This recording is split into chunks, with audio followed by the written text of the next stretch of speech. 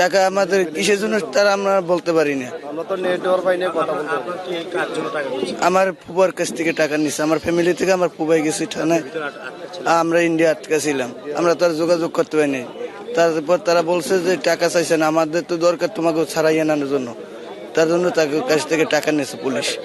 5,000 টাকা দাবি করছে, কিন্তু তার কাছ থেকে 3,000 টাকা অনেক করলে বইলে দিচ্ছে, কারণ আমরা তো গরিব ফ্যামিলির লোক।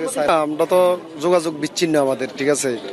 আমার ফ্যামিলির কাছে ভ্যালিডেশন জন্য থানায় পুলিশ গেছে, পুলিশ যা বলছে আপনাদের কাগজপত্র রেডি করতে হবে, ঠিক আছে।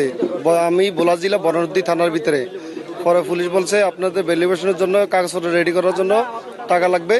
পরে আমার ম্যাডামের থেকে 5,000 না 6,000 টাকা চাইছে, পরে কয়া বুইলা 2বারে 4,000 টাকা দিছে, ঠিক আছে। 2বারে 4,000 টাকা নিছে। পুলিশ এসে আমার থেকে 4,000 টাকা চাই, আমার মা বাবু খাইতে পারে না। একজনের থেকে মানে কি মুনাফার বাট লইয়া এই পুলিশকে টাকা দেওয়া হয়েছে, আমরা আটকানে ছিলাম।